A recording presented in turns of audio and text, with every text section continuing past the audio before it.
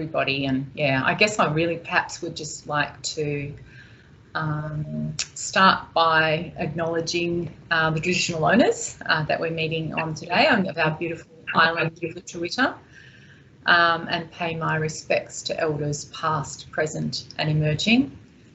You would have seen that when we announced this Leaders Forum, Sabra Lane was going to be facilitating the forum for us, but unfortunately Sabra was unable to attend, so I'll be facilitating the forum today.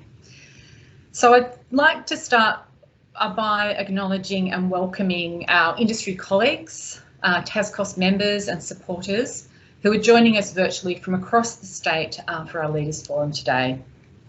It's really fantastic to have your support, and I particularly like to welcome the President of TasCOSS, Alex McKenzie, along with board members, both past and present, and of course our valued TasCOSS Life members and tremendous staff working behind the scenes today. As you'll be aware, TasCOSS's 2021 state election platform was informed by the industry, but also by the lived experience of Tasmanians. And we outlined 5 key election priorities.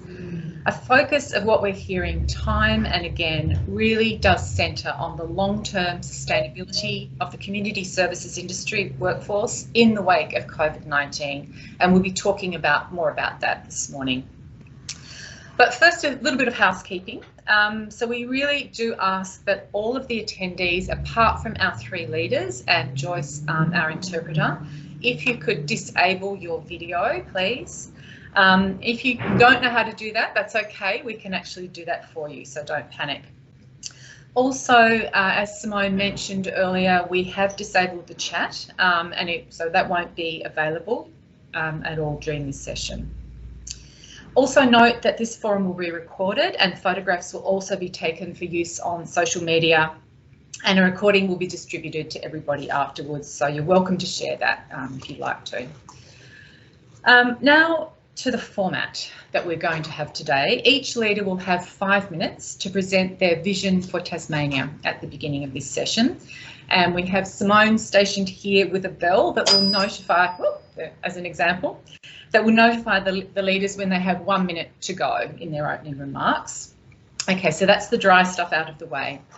I'd now like to really invite the leaders who have very kindly joined us here today to address the industry. I know we get feedback time and again about the importance of, from our members, about the importance of us having access to our state's leaders, and we have that in spades today, and we're absolutely delighted to welcome you. Firstly will in a moment introduce the Premier, and then that will be followed by the Leader of the Opposition and then the Leader of the Greens. So I'd like to welcome you, Premier, today, the Leader of the Tasmanian Liberals, the Honourable Peter Gutwein. Thank you, Premier. The audience is yours. Adrienne, thank you very much. And if I could also acknowledge Alex McKenzie, and could I also begin by acknowledging the Tasmanian Aboriginal people as the ongoing owners and custodians of the land upon which we are virtually meeting today, and acknowledge elders past, present and emerging. Can I thank you for setting this important forum up, and I want to acknowledge all of the community organisations around the state that are joining us as well. But importantly, I want to begin with thanking all of you for your work during COVID.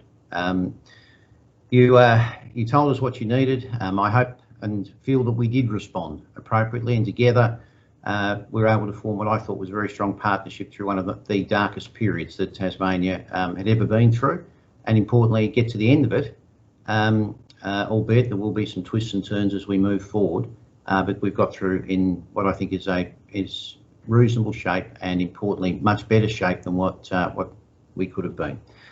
I want to importantly just touch on a couple of matters as we work our way through that. The technology that you delivered and we provided some support for, Adrienne, I just thought it was fantastic in terms of when the shutdowns occurred, the way that you're able to pivot and assist, and I think that it provided great comfort to many people that we were able to work in such a strong partnership through that.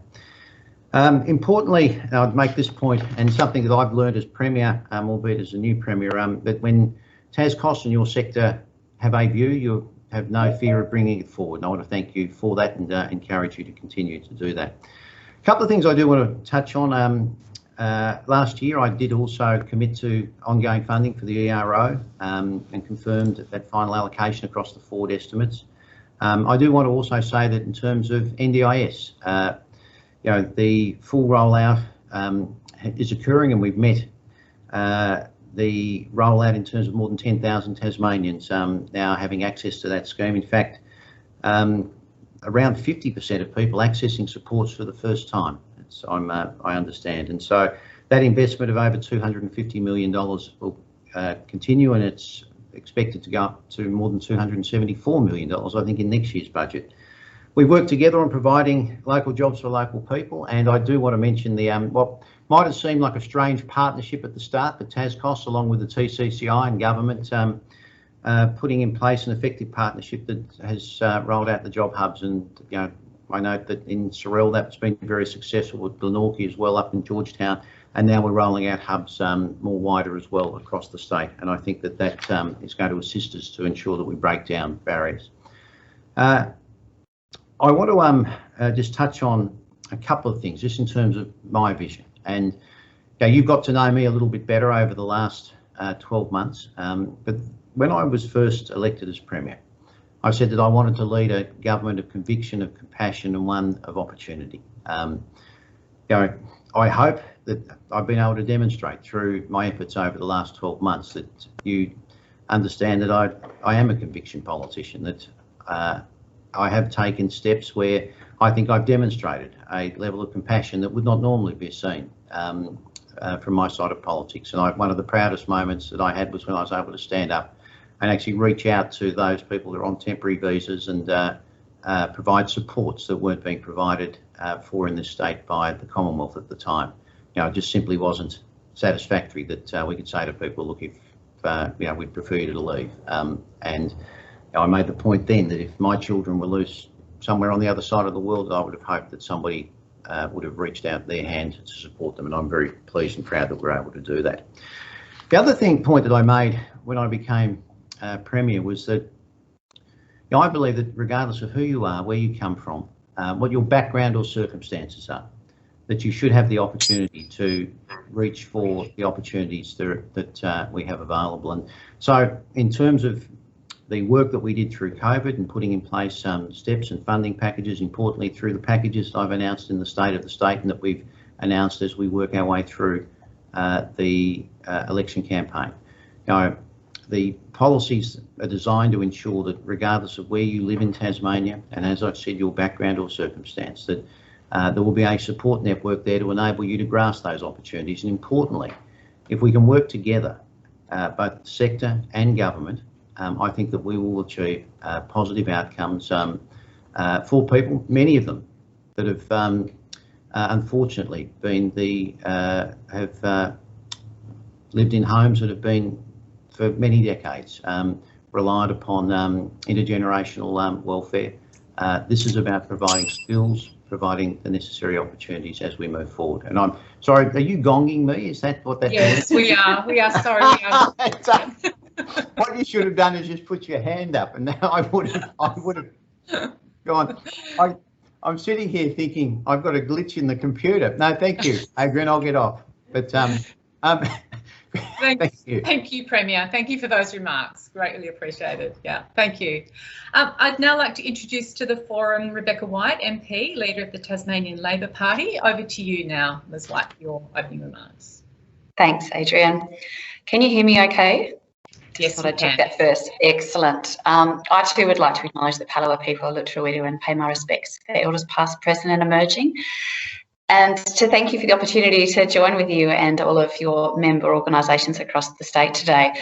There's certainly a lot that we can be doing working together to improve the lives of Tasmanians, and in particular I'd like to talk about some of the initiatives that we're focused on this election, and I thank you for the document that you provided to us with the 5 key initiatives that you would like to see government focus more on. I will talk to some of those, but also just talk more broadly about some of the commitments that we're making this election and why. Primarily, I think what a lot of us have witnessed is that there are still a lot of Tasmanians who've been left behind. Before the pandemic, 1 in 4 Tasmanians were effectively living in poverty, and that was having a significant impact on them, but also putting a lot of demand and pressure on services that your member organisations provide across the state. What we've seen since then, obviously with JobKeeper and JobSeeker being boosted, there's a lot of people lifted out of poverty.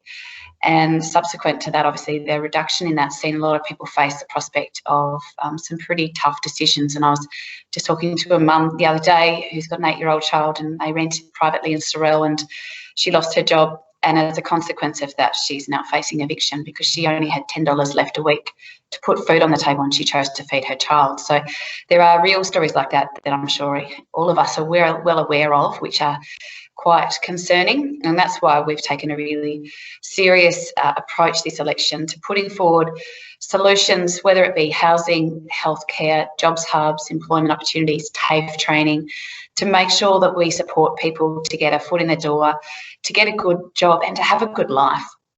Some of the things that you are all very well aware of are some of the inequalities that continue to prevail in Tasmania. I hope there'll be an opportunity to look in detail at the 5 different initiatives that you've outlined in your document, Adrienne, because I'd like to speak in more detail to them. But essentially, what we're putting forward is a platform this election that's really about supporting existing service providers, but also investing in the public services that are necessary to help people to access good education, whether it be primary school education. We've talked about investing in more teachers to provide literacy support to our young people, which we know is fundamental for them to be able to unlock the rest of the curriculum. Making sure we provide free school lunches to primary school children in Tasmania, because too many children do go to school hungry, but also that affects not just their learning, but they're disruptive to other children in the classroom as well. We can actually do something about that. Career educators, putting them back into our schools so that children have got that mentorship and guidance to support them to choose what they do after they leave school. And of course, rebuilding TAFE, which is necessary for your workforce demands, but also a number of other workforce demands across the state to ensure we have regional delivery, but also delivering free courses in areas where there are workforce shortages to remove that barrier of cost. It's worked really well in Victoria and in Queensland, so we know it will work well here too. And then there are the other fundamentals, healthcare. Making sure we provide healthcare close to where people live. Every year, 165,000 Tasmanians present to our emergency department, and every year, 110,000 of them go home on the same day. That's a cost of about $30 million to the healthcare system with that many people presenting. So it's about $550 each presentation to the ED. So we're talking about investing that money in community health services instead, close to where people live, keeping people out of hospital, and making sure that we actually address some of those other challenges people face around transport and housing. Of course, is another fundamental. Is that bell for winding up or 1 minute to go? That's 1 minute to go. 1 minute to go, great. So housing. So we made a commitment to build 3,500 homes over 6 years of government, and I know that's not as many as what this sector is saying you need, but it's also about the challenges we see with the workforce capacity, which is why free TAFE is also a really important part of that. It's actually about training the workforce to deliver those builds, and we're partnering with the community sector housing providers to do that, because that's the best way for us to build as many houses as we possibly can, as well as investing in 6 new emergency accommodation shelters and providers across the state to deal with some of those other intractable issues around alcohol, drug dependency, family violence, to make sure people have got a roof over their heads so they can start to repair their lives. So they're the primary issues I'd be really keen to explore further with you today, and thank you for the opportunity to join you. Thanks so much, Ms. Wire, we appreciate it. Now I'd like to hand over to the Leader of the Greens, Cassy O'Connor. Thanks, Cassy. Thanks, Adrienne, and good afternoon, everyone. I also want to pay my respects to Tasmania's First People, the Palawa Pakana, pay my respects to Aboriginal elders past, present and emerging, acknowledge the warriors who fought for this country, and recommit the Greens to truth, treaty, justice and the return of lands. So for this election, obviously the framing for the future really is around how we recover from the pandemic. So our focus in this campaign has been putting forward policies that will help Tasmania to build back greener and fairer, putting forward a comprehensive plan along with legislation, a safe climate bill to help Tasmania lower its emissions as well as help communities to adapt, and to have policies in place that make sure no one's left behind. And you know, it was good to hear Rebecca and Peter, in fact, talk about poverty and disadvantage in our community, but I think there's perhaps amongst the major parties, at least, not a deep enough appreciation of how significant the issue with poverty is in our community at the moment. We know from data that around 120,000 Tasmanians live in poverty. They don't know how they're going to pay the rent or their power bills or pay for food. And according to the Australia Institute, with the end of the job seeker supplement between March this year and March last year, an extra 30,000 Tasmanians went into poverty. And at the same time, because of the housing supply shortage, we've got people who are contacting us who've got rent increases of $80, $100, $150 a week, and of course, consequently, homelessness is on the increase. So we believe that as a priority going into the new parliament, all parties and candidates should commit to working on a comprehensive set of emergency measures to tackle poverty as a priority. Before the election was called, we moved for an ACT-style cap on unreasonable rent increases. It works in the ACT and it can work here, and of course that'll be part of our package coming back into Parliament should we be privileged enough to be re-elected. We also want to see regulation of short stay accommodation. It's been buck-passed successively actually over the past 7 years, and that's taking homes, good rental homes, out of the market. And we've put forward a costed plan to build 8,000 new affordable energy efficient homes over the next decade.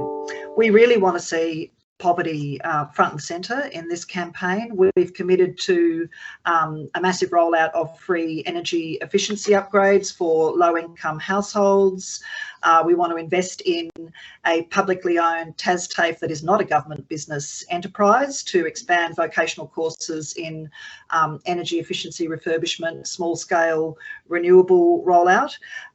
We know that it's possible for the state to fund, because we've allocated the money, extra money to go into the concession system to lower the cost of living for people who are living right on the margins right now, and that includes people here who are here on visas and have no access to Commonwealth support. And we did show during COVID, and I acknowledge what the Premier said before, we did show that it's possible to leave no one behind, and we did in a way that's different from every other state and territory, extend that hand to people who are on visas.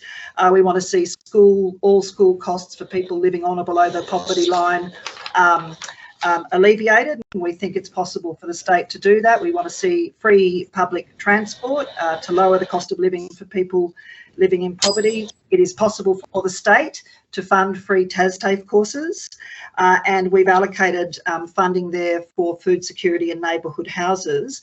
And I'll just say this in closing, it's been really disappointing not to hear either Peter Gutwein or Rebecca White talk about the profound impact of the extension of poker machines in pubs and clubs out to the year 2043. It's been extremely disappointing that the Premier couldn't be honest about what the casino pokies tax rate is. And then on the other hand, we've got Labor signing a memorandum of understanding with the Tasmanian Hospitality Association. If we are serious about relieving poverty in Tasmania, you have to relook at gaming policy, because it will inflict misery on tens of thousands of Tasmanians living in poverty, children, over the next 20 years. And we are strongly calling on both major parties to have a rethink about pokies policy. Thanks, Adrienne. Thank you, Ms O'Connor. And I'd like to thank all three of our leaders for your opening remarks, and really pleasing to see that commitment to putting Tasmanians front and centre, and really, you know, wanting to work together to ensure that all Tasmanians have opportunities to participate socially and economically.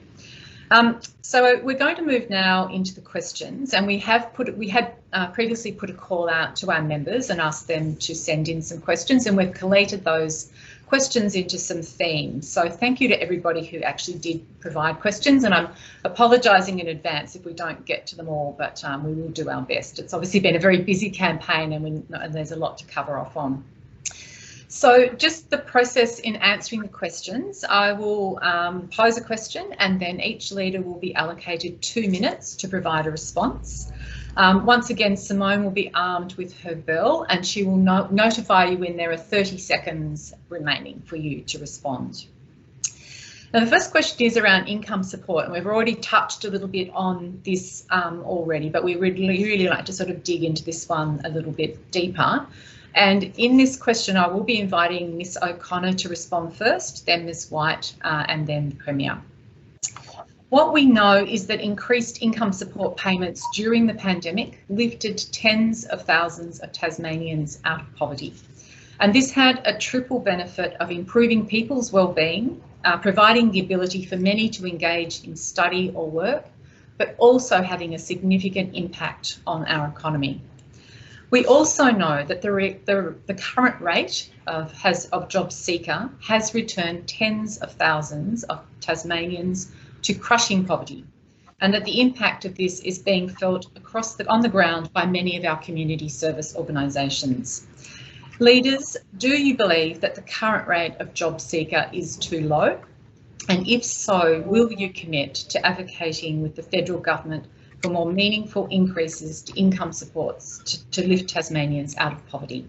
And I'll hand first to you, Ms O'Connor, and you've already obviously touched on some of your response, but if you'd like to also expand on that. Thanks, Adrienne. And I hope that each of the political leaders in this debate will acknowledge that the winding back of the job seeker supplement was premature, and it has cast tens of thousands of Tasmanians into poverty. At a national level, the Australian Greens have been campaigning for a lift to New Start and to Commonwealth payments for many, many years. And this is where I do have some empathy for any Tasmanian government. When you've got a Commonwealth government that is not providing people with a basic income, a living wage that provides them with the capacity to feed themselves, their family, pay the rent, pay the power bills, then inevitably state governments have to carry more of the burden. And that's what's happening here in Tasmania. I'm hearing reports of people, young people sleeping between bins in supermarkets, family of 6 sleeping in a car on an old forestry road. Just beneath the surface here in Tasmania is a tragic human story of the early wind back of job seeker that collided at the same time with the massive shortage of affordable housing and increasing rents. So, of course, we think that a lift to job seeker is urgent. At the moment, the amount of money that people are provided on job seeker is designed to keep them in poverty, and we would hope that Peter Gutwein and Rebecca White also see there's need to restrain rent increases and to invest much, much more in providing fresh, healthy food to Tasmanians who are living right at the margins where they are, through community houses, child and family centres, loaves and fishes, food bank and the like. We'd like to see that very much. Thank you, Ms O'Connor. And Ms White, I'd like to hand over to you now. Thank you. Yeah, there's no doubt that the cut to both JobSeeker and JobKeeper has put a lot of Tasmanians in a very difficult situation. Our hope had been at a state and a federal Labor level that the payments could continue for a while yet. It's far too soon at a time when the national economy is still quite fragile, and also people are in desperate situations. And Cassie's quite right, housing affordability has compacted the issue here in Tasmania, where people are unable to find somewhere to live. The priority applicants on the housing waiting lists have blown out by 75% in the last 7 years. And I spoke with a mother the other day of 4 who's been waiting for 2 years as a priority applicant and sleeping between houses to make sure she keeps her children off the streets. It's completely unacceptable. Her problem isn't just that she's got a low income, it's also she can't find anywhere that's affordable for her to live. whether it be private rent or public. And the government, in its first term, added just 37 houses to the social housing stock. It's because of that we're seeing significant problems now in the availability of public housing for Tasmanians.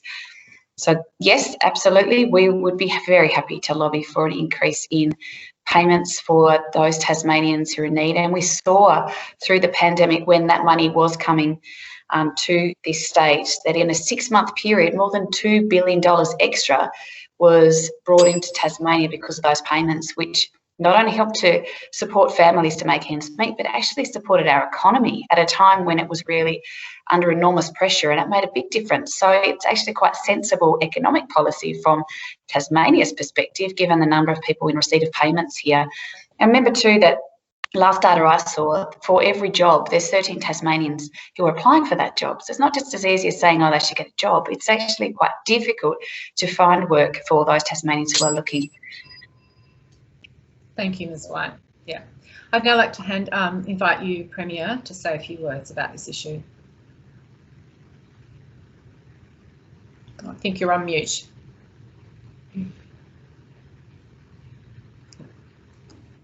You're still on. Yeah, perfect.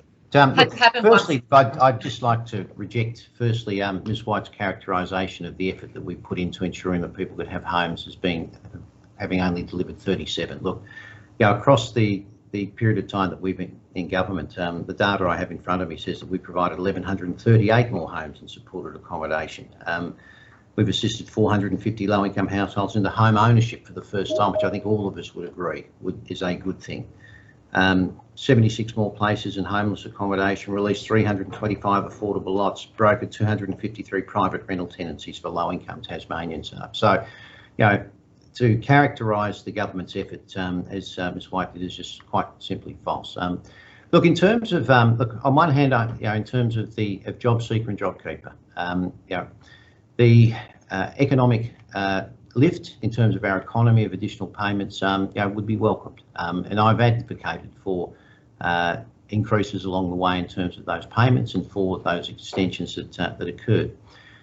The challenge that we've got, though, is, I think, much more complex than this. I've been to every corner of the state now over the last 4 weeks, as I'm sure others have as well. And the one clear overriding comment that I'm receiving from our employers in Tasmania at the moment is that they can't find the people to fill the jobs.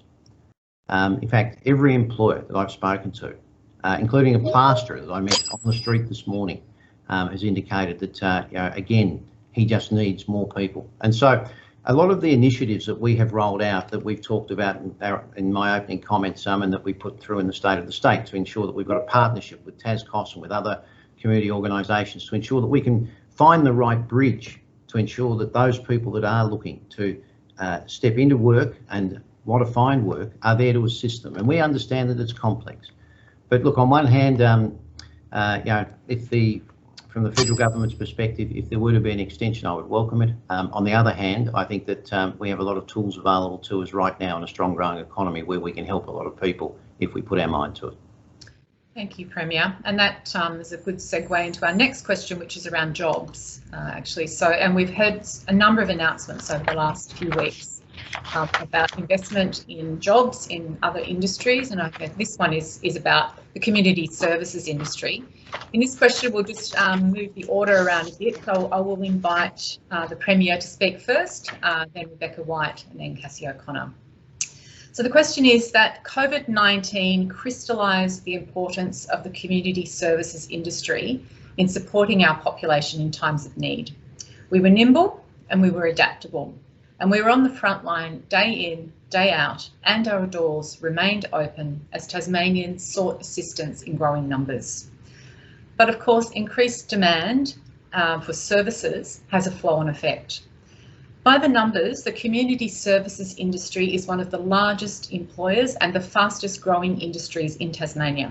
And at present, we require an additional 4,000 new jobs in order to meet increasing demand for services. Should you win government, will your parties commit to partnering with the community services industry to grow our workforce and deliver the 4,000 jobs required in order to continue to provide valuable, timely support to Tasmanians through the recovery period and beyond? Premier, over to you. Adrienne, thank you. Look, and the short answer to that is yes. Absolutely, we will partner with you to do that. I think it's both a challenge and an opportunity that we need to step up and that we need to work through together. Now, importantly, that can't be done without resources. So I'm announcing today that we'll commit around $3.3 million over 3 years to support the community sector to ensure it can have the workforce it needs. Now, the breakdown based on the policy positions that you put forward is that what we will provide is over $2 million over 3 years to set up community services-based project teams alongside a workforce ready team. We'll ensure that there's a better integration of education and training with the needs of the industry and ensure more robust data can be used as well, so we can match our workforce with the needs of the sector as well. We'll provide $195,000 per annum for 3 years for the community services project team and around $500,000 per annum for the workforce ready team.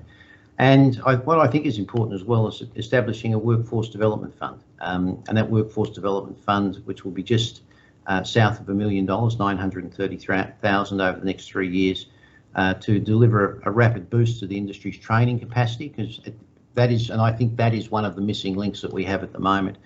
And what this will mean is that there'll be 40 subsidised training places each year to ensure that we can have 120 accredited trainers at the end of it, and ensure that we can actually meet the needs of the industry. Is that the first bell or the second bell? That was the first. Okay. So we, as I said at the start, in short, in answer to your question, yes, absolutely. I think it's an imperative that we do. We're prepared to step in and support and provide the necessary resources to work with your sector to ensure that we can both meet your workforce needs, but at the same time provide an opportunity for Tasmanians as well. Thank you, Premier, for that commitment and also for that recognition of the importance of the community services industry and the contribution that we make socially and economically, and I know that will be much appreciated right across the industry. Rebecca White, if you were to win government, would you match that commitment and investment in the industry?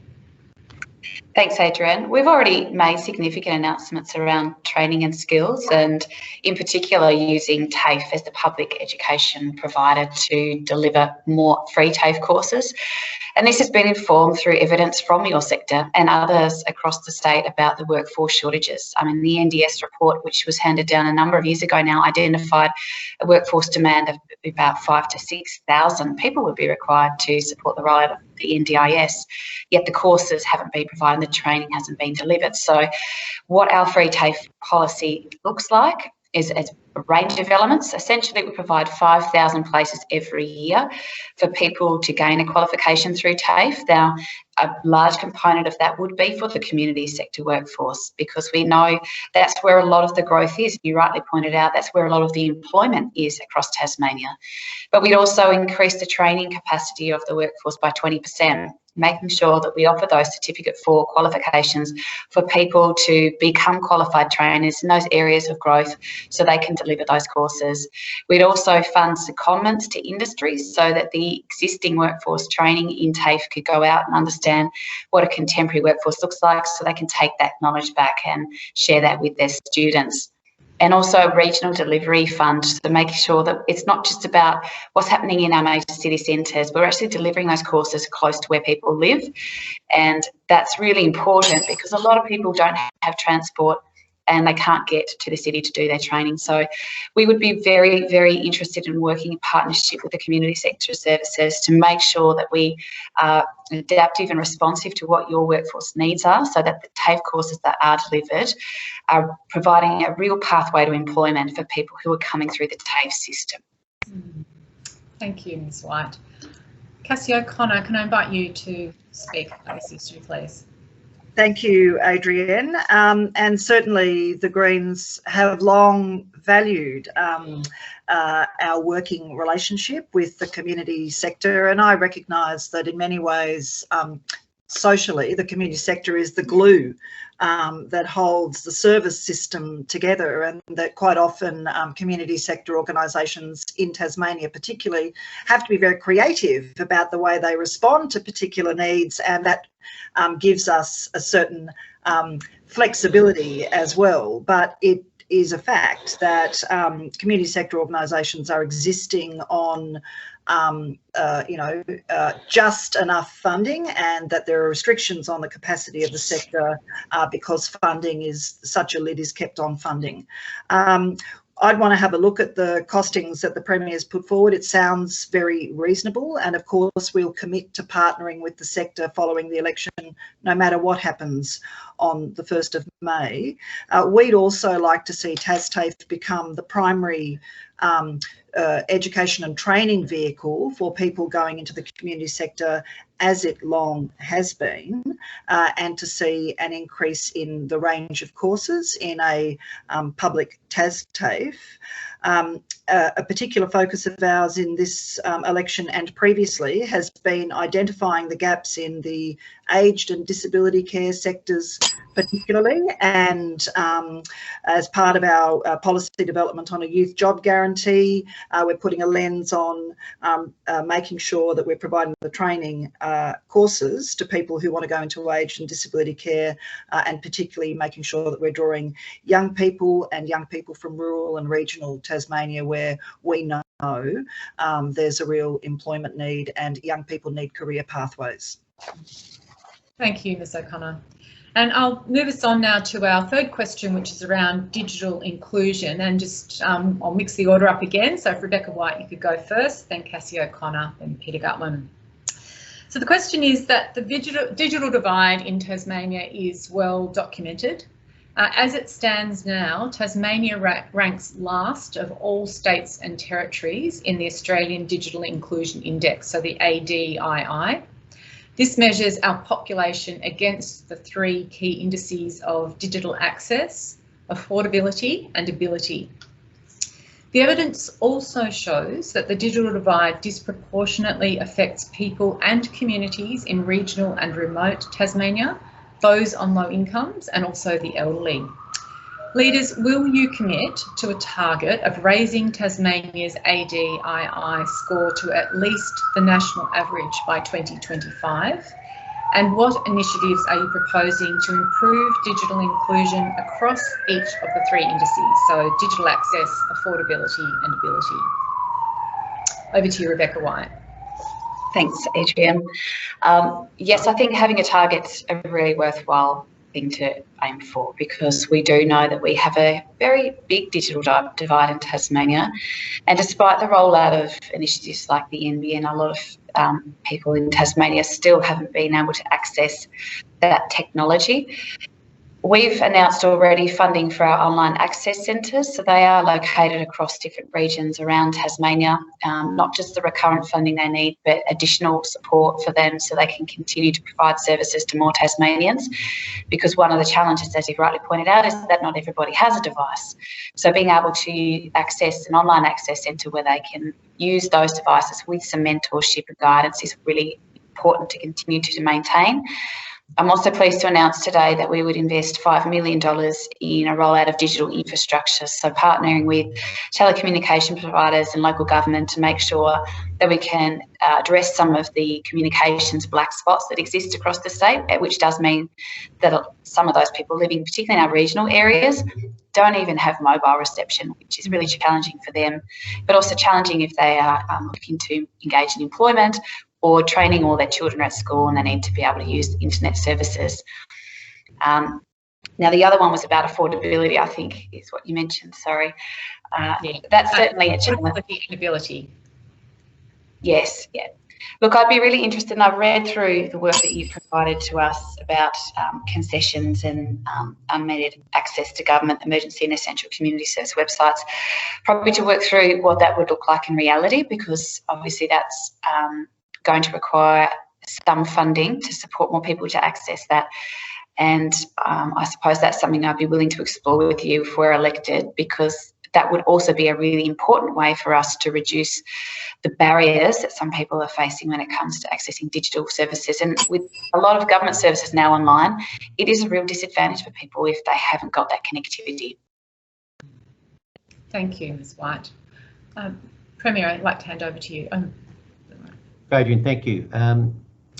Look, in terms of this, I view this as being really important. I think one of the first things that we have to do and to understand is that we need a full review of the digital infrastructure that we have to understand where the coverage is and where the gaps are. And I think that's of real importance as we work our way through, especially in terms of access. And that is something that I note, having travelled the state again, at times I've been surprised by the poor quality of signal that we receive in some of our communities around the state. And I think that's something that we need to do. So our first step would be, in terms of access, to have a full review of and to understand those gaps.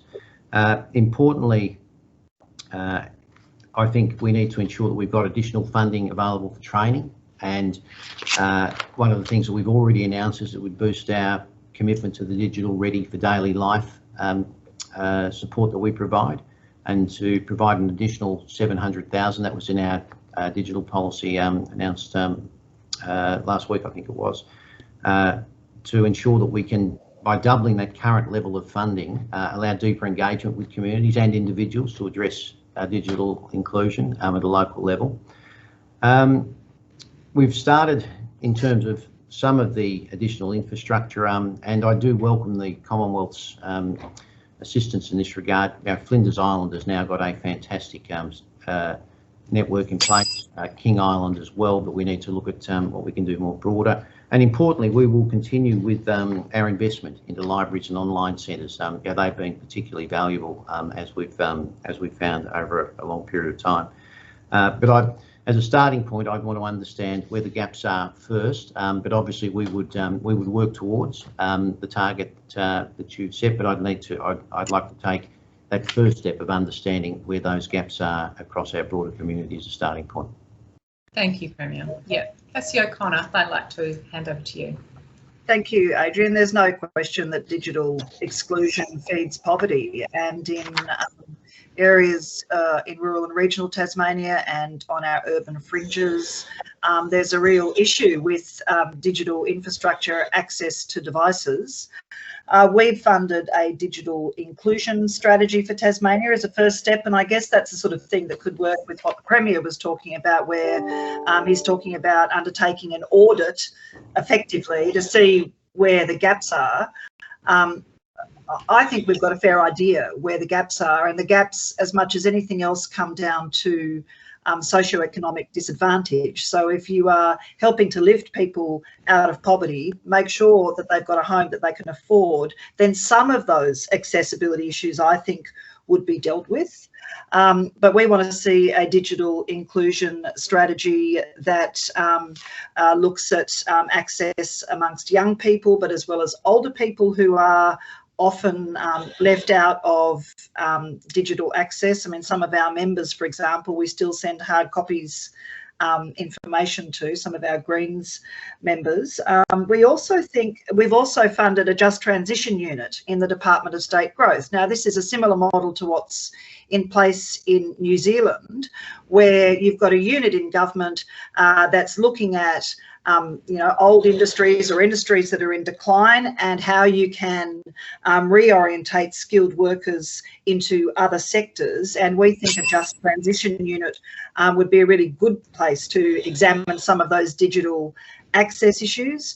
But it's also, at some point, I think the Tasmanian and Commonwealth governments are going to have to bite the bullet and commit to really rolling out NBN across Tasmania, because it's that kind of critical social infrastructure, rather than taking a piecemeal approach. I think that would be catalytic to increasing digital inclusion, access, affordability and ability. And we did show in our last alternative budget how it could be funded. Thank you, Ms O'Connor. Our fourth question is around housing, and in this question I'll be inviting the Premier, then Rebecca White, then Cassy O'Connor to speak. So the social housing waitlist sits at more than 3,800 applications, with many Tasmanians forced to wait well over a year without stable, affordable accommodation. And as we all know, having a roof over our heads is the foundation on which we can rebuild our lives. A foundation where we can seek employment, where we can raise our families and participate both socially and economically in our society. And I think if nothing else, the pandemic certainly highlighted this for all of us to see. So there's been a number of announcements on housing over the last 4 weeks, and all three leaders today have touched on housing and the importance of this. But what we do know is that in order to meet current and projected need, we need to create an additional 1,000 new dwellings over the next 15 years. So leaders, if you could elaborate on your plans for investment in social housing to deliver additional housing stock, regulate short-term accommodation and create more affordable, secure and a fair rental market.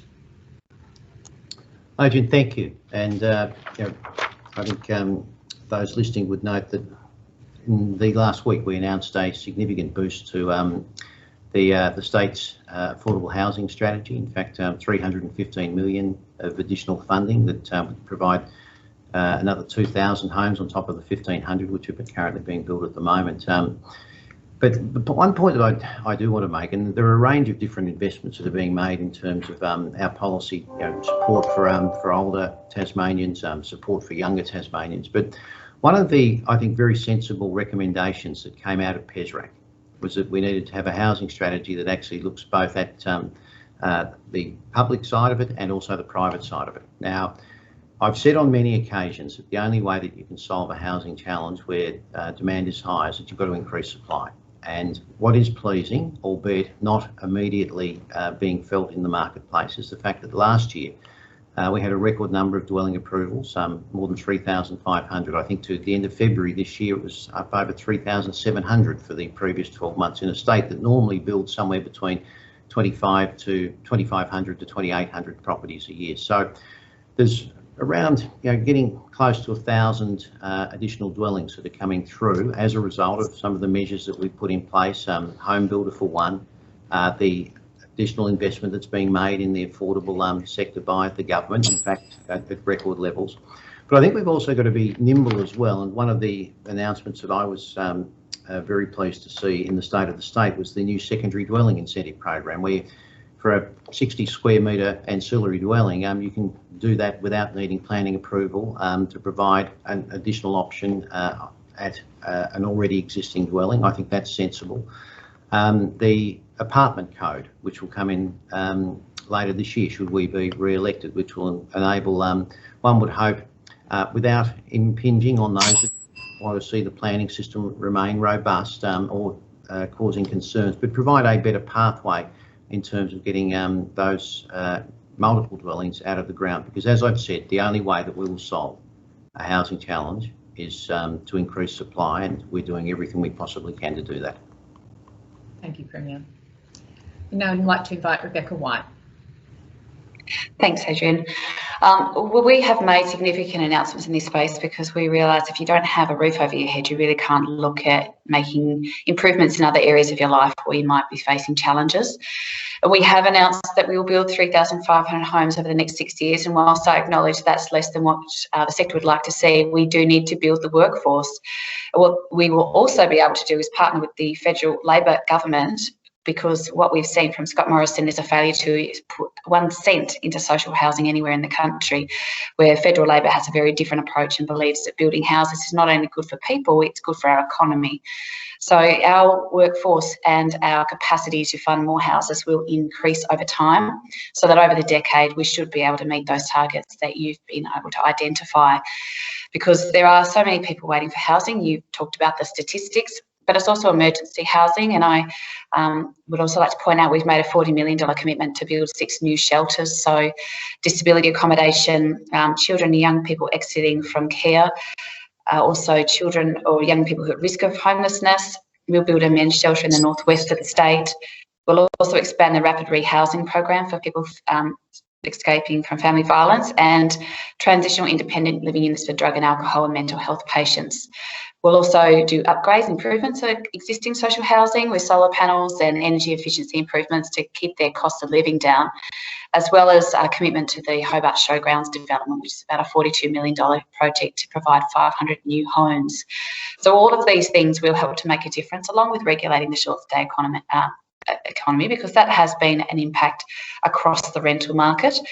We've said repeatedly there has to be a pause on the listing of whole homes in areas of rental stress to make sure those properties aren't removed from the private rental market.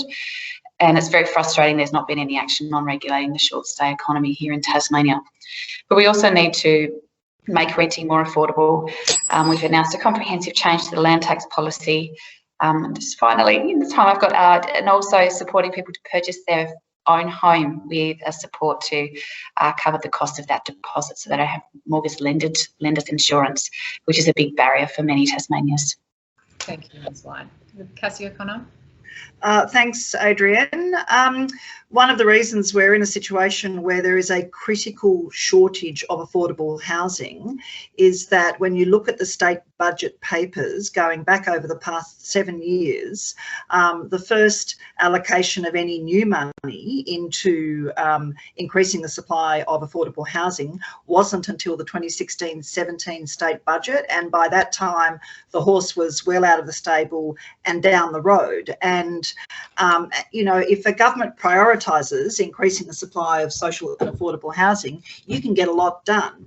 We built 2,200 new energy efficient homes when we were in government. We rolled out free energy efficiency upgrades to 9,500 low income households, bringing down their cost of living by hundreds of dollars a year. And we had the housing waiting list at its lowest level in a decade. That's because we prioritised finding homes for people and we opened new homelessness facilities. Parliament's got to get serious about rent controls.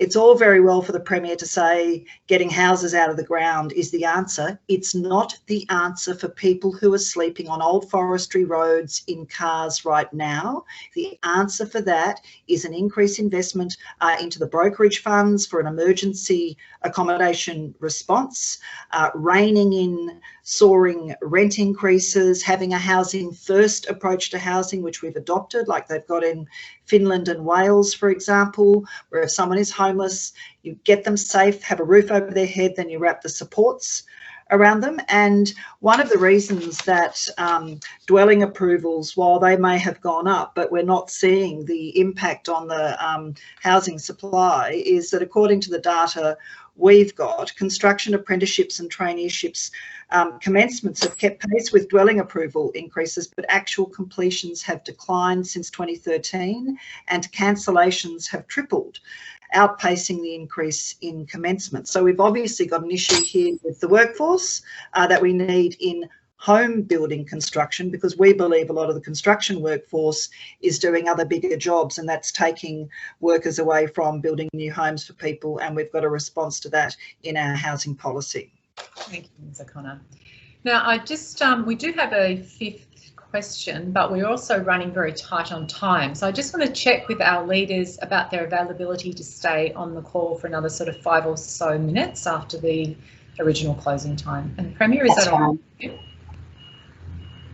And look, that'll be fine for 5 or so minutes. I do have another appointment lined up, but look, 5 or so minutes is fine. Perfect. So we've got a final question, and then we'll move over to just a closing remarks from each of you for a minute. So we'll just move now into the final question, which is around health. And in this question, I'll invite comments first from Rebecca White, then the Premier, then Cassy O'Connor. So through the pandemic, we've learned the value of preventative health measures, and they've helped Tasmanians to stave off the worst effects of the pandemic. Health experts agree that the problems that exist with our health system will not be solved in the hospitals. So if elected, will you commit to adopting a health in all policies approach to health and to shift the focus of healthcare by allocating 5% of the overall budget for direct spending on preventative primary health? Over to you, Rebecca White. Thanks, Adrienne. Yeah, we realise there needs to be much greater focus and investment in primary healthcare, community healthcare and preventative healthcare, and that's why we're talking so much about that, not just about hospitals this election. We have committed to set up an independent statutory body that will provide advice to government around what sort of initiatives are required to be taken, when it comes to preventative health, so that it's keeping it out of the political realm, and it does take a health in all policies approach. It comes under housing, education, the things that we've been talking about today. But it's also about providing services close to where people live. So we've talked about increasing our community health centres, 30 of them across the state, to provide 24/7 nursing, palliative care, allied health support. Our 17 regional hospitals, making sure they operate 24/7 with nurse practitioners, rural generalists, and making sure if people have got an urgent care need, they can present there rather than needing to go to the emergency department. We'll also fund 10 GP extended care centres, because right now a lot of people can't get in to see a bulk billing GP. That means they are becoming either more unwell or presenting to the emergency department. These would operate 7 days a week, 8 a.m. to 8 p.m, and provide that care to Tasmanians, as well as 24/7 ambulance services across our 54 stations, because heart attacks don't make appointments. I keep saying that, but it's true, and you need to have an emergency response when you need one. Every single year, 165,000 Tasmanians present to our emergency departments. 110,000 go home on the same day. They cost the state budget $30 million. Our argument is we should invest that money in community-delivered healthcare, providing access to those services closer to where people live, takes pressure off the emergency department. It means our hospitals can do the things that are really important, like surgeries, and provide emergency care, but also means people can access the care where they need in their community, not relying on ambulances to take them, and making sure that we actually support our health system to recover after what's been a really terrible 7 years. And the 5% target on the overall health budget, would you commit to that? We haven't made a commitment explicitly to that, but I think you can probably tell from my statements that we're talking very much more about health in all policies approach and putting services back where community lives, as opposed to investing it all in the hospital. Thank you. Premier, I'm going to hand over to you. Well, Adrienne, let me start first of all with that 5%. Look, what I would commit to is sitting down with you and understanding exactly what you would include in that 5%. When you consider across the state in terms of preventative health, what's currently being spent, which as I understand it, is somewhere between 70 and 100 million a year currently. And then on top of that, I'd argue that investment into school sports, investment into facilities that are going to encourage people to take on a more healthy life, are things that we would need to count as well. So I'd be very comfortable in sitting down with you and having a conversation about what you actually see within that 5%. And in terms of health in all policies, broadly speaking, we're taking that approach, but I'd again be prepared to sit with and work through that in terms of understanding exactly what you'd like to see. Obviously, we work with Healthy Tasmania as well, and with Graham Lynch and his crew in terms of ensuring that we've got steps in place. And there's a Tasmania statement, which I haven't signed as yet because of timing, but I'm intending to, which takes us on a step down that path. But again, and just touching on some of the announcements that we've made, the significant additional funding that we provided within our health policy of $52 million to ensure that we can work with people to provide them with the care that they need in the right place at the right time. If that's their home, then working with them to do that.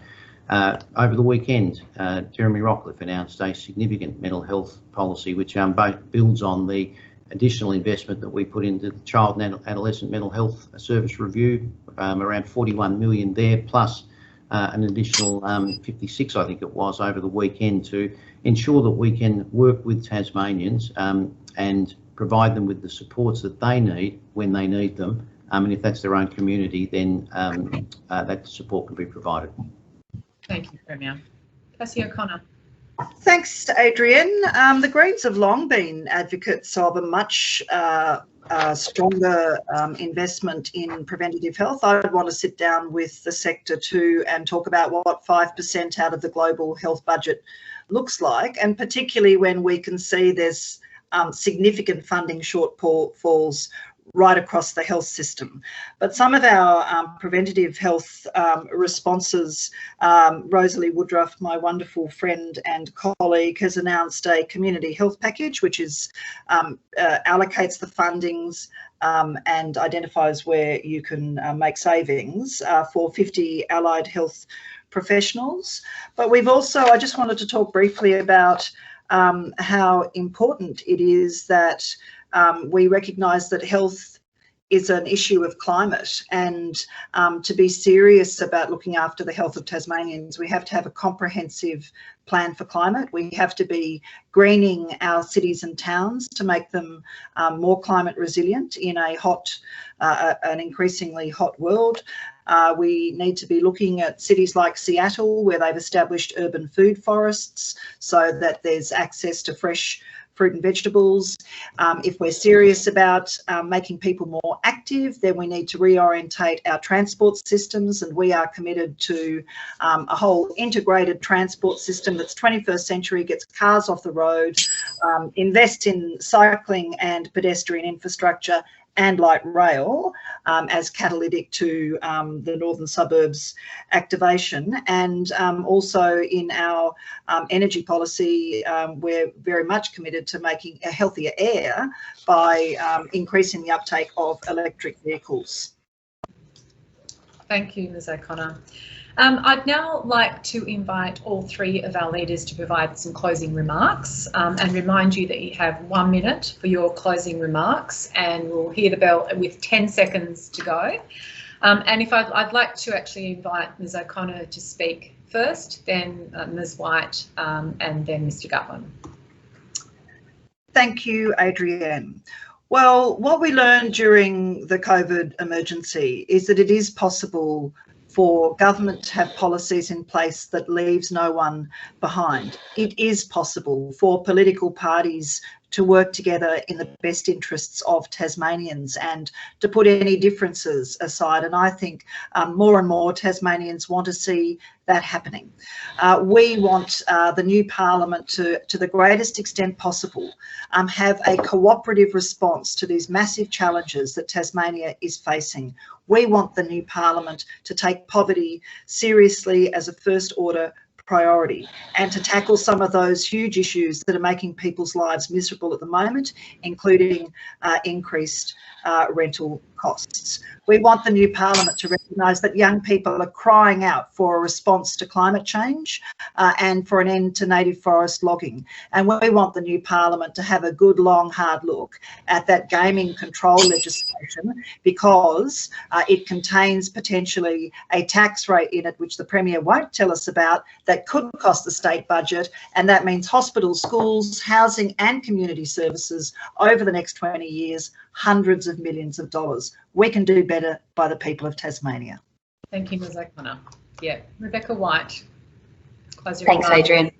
Yeah, look, thank you. It's been such a good opportunity to share with you some of our policies for the election, and it is a big choice, this election.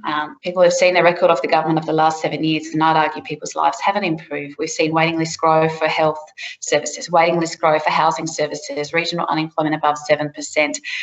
We can do better by providing fairer and more equitable access to services, particularly closer to where people live, investing in our training and skills pathways to support people to gain employment.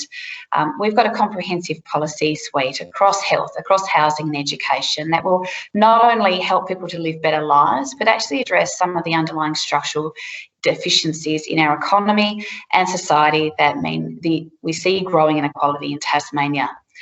So it's been really great to hear your questions, and hopefully we'll be able to provide some good answers for you to take a look at, but also jump online, have a look at the policies on our website, because it's such a short period of time when you've only got this much time to talk about it. But we're very passionate about making sure that Tasmania is a better and a fairer place for everybody. Thank you, Ms White. Yeah. Premier Gutwein, if I could hand over to you for your final comments. Adrienne, thank you very much. Look, one thing I might mention just before I do close is, and John Kerwin would I'd be very annoyed if I didn't, as he brought it forward, the $20 million that we've put into oral health, which I think is one of the best preventative health measures that we could roll out across our community. It'll keep people out of hospital, important, it'll improve their opportunities to get a job, and that's a very key policy that we've got. Look, thank you for your time today, and thanks for the engagement I've been able to have with Cassy and Beck as well, and with your members. We had a plan last year to keep Tasmania safe, and it worked, and I want to thank everybody for doing some very difficult things that were requested of them as we worked our way through it. But I think that Tasmania has come through this better than anywhere else in this country, and I think is one of the safest places on the planet. Importantly, the plan that we laid out is working. Our economy has bounced back, jobs are being created, and I think that you know, on any measure, the plan that we put in place is working. I would simply ask that your members consider voting for the Liberal Party on Saturday. If they want to keep me in this role and not have a minority government, that's the only option available to them. Thank you. Thank you, Premier. And that's all we have time for today. I really want to, wholeheartedly thank our three leaders for their constructive engagement with the industry commitments over the course of the campaign, but also today, and particularly in terms of future-proofing our workforce and improving the lives of Tasmanians who are experiencing barriers to participation. So thank you so much to everyone who took the time to join us today. The chorus of voices and stakeholders in the virtual room today really does make us all stronger. A recording of today's forum will be made available shortly, but goodbye and thanks everyone. Thank you so much. Bye-bye.